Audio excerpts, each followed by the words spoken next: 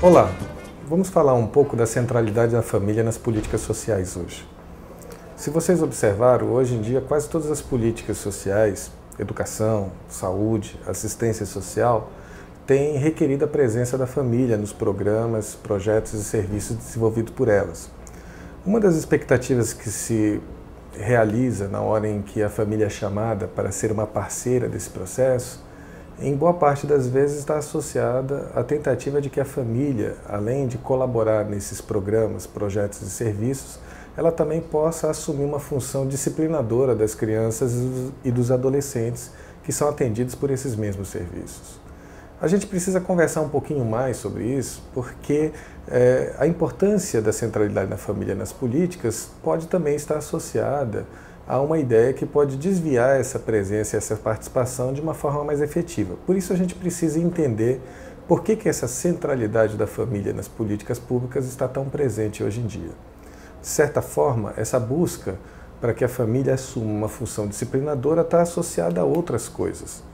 Se espera também que a família possa, de certa forma, ser uma realizadora de serviços sociais e que complementa um pouco as atividades que são desenvolvidas nas políticas sociais. Por isso é possível observar alguns programas, como por exemplo, programas que usam a argumentação de que a família vai ser uma unidade geradora de renda, quase como um microempreendimento familiar para poder garantir a sobrevivência dos seus membros. Outra forma também, que é muito comum, é perceber a família ou querer que a família seja uma parceira na prestação de serviços de proteção e de inclusão social.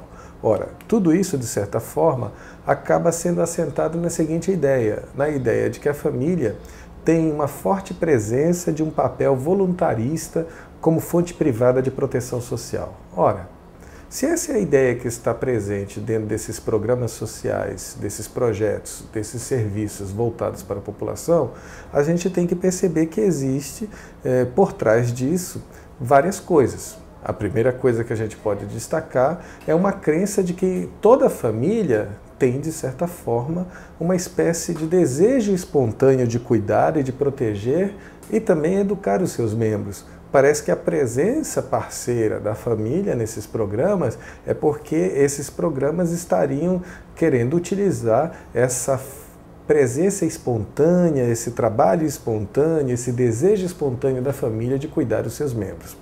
Outra coisa que também a gente tem que chamar a atenção para essa busca da centralidade da família nas políticas públicas tem a ver particularmente com a ideia de que as famílias poderão também, de certa forma, por meio da sua ação como parceira nesses programas, estarem muito mais atuantes com ações de boa vontade, com engajamento altruísta, com engajamento voluntarista, de certa forma, nesses serviços.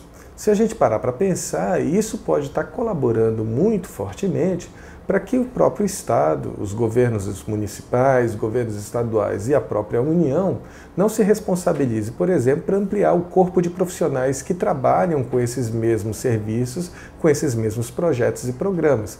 Uma vez que a família, ao assumir a realização desses serviços, estaria deslocando a responsabilidade do Estado de ter que contratar novos profissionais para a realização dessas ações.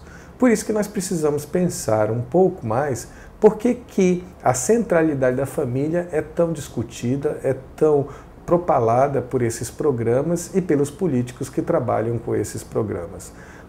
Por isso que precisamos pensar, será que a família de hoje ela está preparada, ela está capacitada para assumir essas funções que as políticas públicas estão desejando e requerendo dela? Será que essas famílias têm as habilidades e competências necessárias para a realização disso? Para a gente poder pensar um pouco sobre isso, nós precisamos entender que a família é uma instituição que tem as suas complexidades. A família, de certa forma, ela pode ser trabalhada de diferentes maneiras, ela pode ser compreendida de diferentes maneiras. E aqui eu vou apresentar um conceito, uma concepção, uma ideia de como é que nós entendemos o que é família. Para nós, a família é uma instituição contraditória. Ou seja, como instituição contraditória, a família ela pode ser uma instituição que ao mesmo tempo pode proteger os seus membros, mas também, junto com essa proteção, ela também pode realizar muita violência, ela pode ter muitos pontos fracos. Então, uma família é uma instituição contraditória que tem pontos fortes e pontos fracos. Que pontos fortes são esses que nós podemos encontrar dentro de uma família?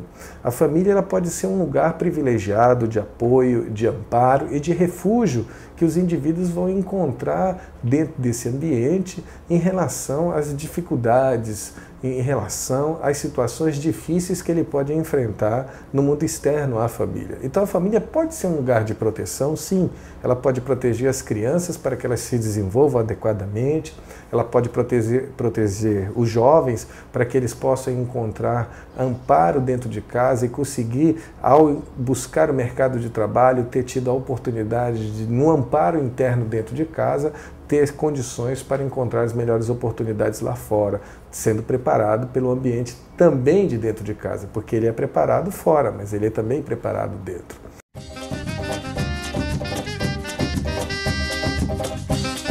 O que são esses pontos fracos dentro da família como instituição contraditória? Ora, a família é um lugar que também pode ter muita violência. A família também é um lugar que pode ter muita insegurança. A família também pode ser um lugar geradora de sofrimentos. E é muito comum encontrar em todas as famílias a presença, em maior ou menor grau, tanto dos pontos fortes como dos pontos fracos. Por isso, a gente, para poder entender as famílias que chegam a nós, a gente tem que buscar compreender quais são os seus pontos fortes e seus pontos fracos. É somente a tentativa de buscar a compreensão dos pontos fortes e fracos da família que vai dar para nós, de certa forma, um mapa de como intervir adequadamente em cada uma das famílias que chegam a esses programas e serviços. Por que nós estamos falando isso? Porque, de certa forma, como nós destacamos, sempre vai haver a combinação desses dois componentes numa instituição contraditória que é a família. Toda família tem pontos fortes e pontos fracos. Umas vão ter mais pontos fortes, outras vão ter mais pontos fracos. Certamente, qualquer uma das pessoas que estão assistindo esse vídeo pode se lembrar que na sua família ele recebeu alguma surra, acabou recebendo algum castigo que marcou profundamente a sua vida. Certamente esse castigo não tem lembranças positivas, ou seja, todos nós já sofremos em determinadas situações na nossa trajetória familiar a violência. Então a violência, como uma marca presente na constituição das famílias, ela se faz reproduzir no dia a dia de hoje. É claro, isso será mais forte nas famílias de antigamente, mas ainda se faz presente nas famílias atuais. Por isso, por que é tão difícil para as pessoas que trabalham com as famílias entender que a família pode ser um lugar que tem coisas fortes e coisas fracas, né?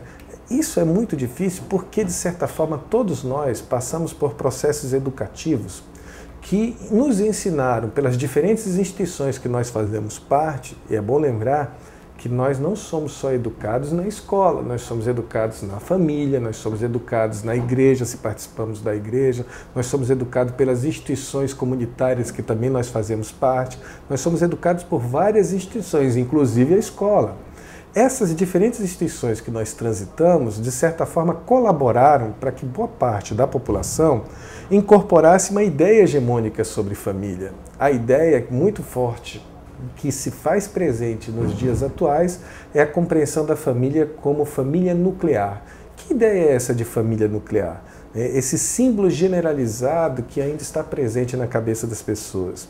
Sendo a família nuclear, há uma concepção muito forte de que as pessoas que participam desse ambiente familiar, que participam dessa instituição, elas estão ali só realizando algo que está presente quase que na natureza delas, ou seja, faz parte da natureza um homem e uma mulher se juntar para poder produzir filhos, para produzir rebentos. Essa ideia de família nuclear é tão forte que muitas vezes a própria pessoa não teve na sua história de vida uma família nuclear, mas ela ouviu tantas vezes que o ideal de família é que nós tenhamos papai, mamãe, filhinhos e às vezes o cachorrinho, e quando muito a avó ou o avô dentro daquele ambiente familiar. Isso é tão forte que qualquer situação que ela se depare depois no futuro dela, mesmo que ela não tenha vivido essa experiência na sua vida, ela ainda vai acreditar que o ideal de família é a família nuclear.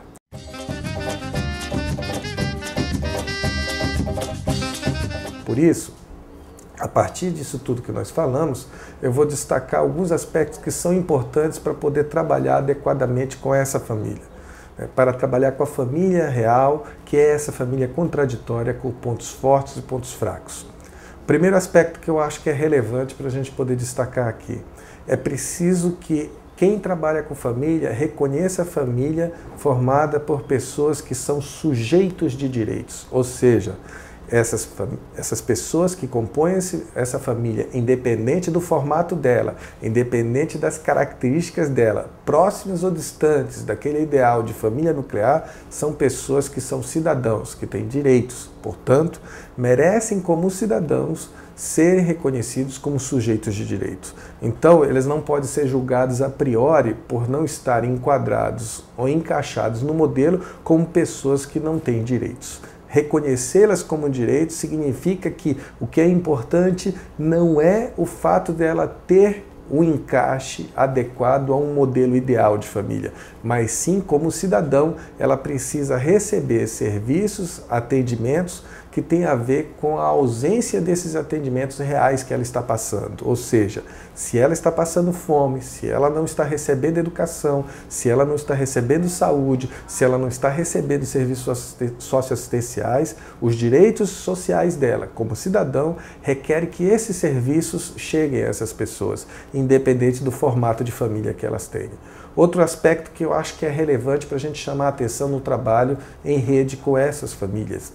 Essas famílias, esses membros dessas famílias, independente das diferentes formatações que elas tenham, elas precisam ser esclarecidas em relação a todo o procedimento de atendimento. Isso quer dizer que temos que superar aquela ideia de tutela, que é o operador, o técnico que tem que saber o que é melhor para a família e que, de certa forma, partindo desse princípio, ele não esclarece a família em relação aos seus direitos. Ele já vai realizando aquilo que ele acha que é mais adequado.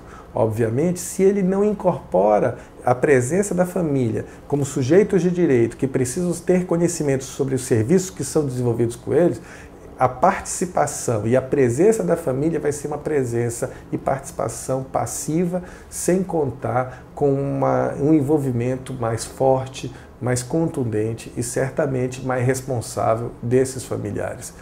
Esclarecê-las quanto aos procedimentos, quanto aos serviços que serão realizados, é trabalhar no exercício de uma presença mais ativa, uma presença mais proativa desses membros dessas famílias.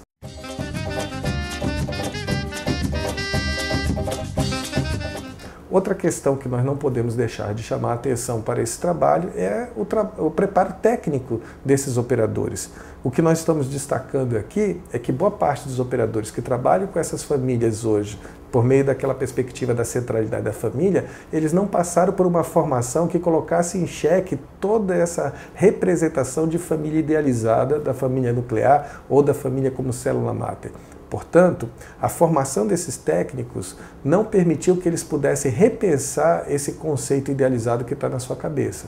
Portanto, para trabalhar com essas famílias, é importante que esses técnicos também passem por uma formação, uma capacitação que consiga dar instrumentalidade, que consiga dar conhecimento para eles poderem repensar esses conceitos idealizados. É somente aí que ele vai estar preparado para trabalhar com a família real e não com a família que ele acredita que tem que ser. Portanto, a nossa ideia é entender e destacar aqui que a persistência da família natural produz resultados muito perversos no atendimento com as famílias. Um deles é que ainda produz aquilo que nós podemos chamar de dicotomia entre famílias capazes e incapazes. Então, as famílias que se encaixam naquele modelo, a gente já disse que elas são capazes. Aquelas que não se encaixam são famílias incapazes. Outra forma de compreensão perversa também é destacar essas famílias a partir do ponto de vista de família normal ou de família anormal. Então, aquelas que estão encaixadas são famílias normais. E a própria imprensa, ultimamente, tem demonstrado que muitas famílias, mesmo as ditas normais, nem sempre são tão normais assim, porque também manifestam violência, manifestam agressão, manifestam situações extremamente de precarização no atendimento às suas crianças. Outra coisa também, outra forma comum de tratamento e que se torna perverso é a ideia de que essas famílias são desestruturadas ou estruturadas. Todo esse conjunto de afirmações e dicotômicos, como eu falei, acaba produzindo e reforçando a ideia entre família idealizada e família real. Por isso que muitos programas acabam servindo para reforçar uma justificativa de que a família só pode receber uma coisa, um serviço, um programa, um projeto, porque eles são incapazes. Pelo fato deles serem desestruturados, pelo fato deles não serem normais, eles são incapazes de tomar conta de si mesmos. Ora, se são incapazes de tomar conta de si mesmos, eles precisam de alguém que os tutele. E aí a justificativa, certamente, de que isso vai ser por meio de um programa, de um técnico, de um especialista na área, né? Então, o que nós estamos querendo chamar a atenção é que, além de tudo isso, se produz algo também muito complicado, que é o deslocamento da família da sua realidade. Se a gente quer entender a família real, a gente vai ter que inserir e compreender que a família só pode ser articulada e entendida nessa relação com a realidade social que ela faz parte. Certamente os desafios da família ribeirinha não são os mesmos desafios, né, da família que vive em uma cidade urbanizada. Então, são situações extremamente fortes e se a gente quer superar a cobrança de um padrão idêntico de família e de papéis sociais da família idealizada para todas as famílias, a gente tem que conhecer a família articulada ao território, articulada à realidade social e histórica delas. A nossa intenção por meio dessa exposição que foi feita aqui é chegar à seguinte conclusão. Para nós, toda família tem o direito de ser assistida para que ela possa desenvolver de forma adequada as suas competências, as suas tarefas, as suas responsabilidades. E isso precisa ser feito num ambiente tranquilo, num ambiente em que ela se sente protegida. O que eu estou querendo dizer é que a família precisa ser protegida para poder desenvolver a função de proteção sobre suas crianças, sobre seus adolescentes. E isso quer dizer que ela não pode ser penalizada pelas impossibilidades sociais produzidas pelo ambiente sociohistórico, pela realidade do território que ela está vivendo. Ou seja, discutir e compreender a família como instituição contraditória, articulada a uma realidade sociohistórica, nos dá condições para a gente superar essa ideia de penalização e de culpabilização da família para reconhecê-la como uma instituição que pode sim ser potencializada como espaço protetivo, desde que ela seja protetiva, desde que ela tenha os seus direitos sociais garantidos. Portanto, esperamos que com essa informação trazida aqui para vocês sobre a família como instituição contraditória, vocês possam estar, quem sabe, com mais detalhes, com mais aspectos que vão colaborar para o processo do atendimento em rede com a família que chega a nós, com a família real e não com a família idealizada.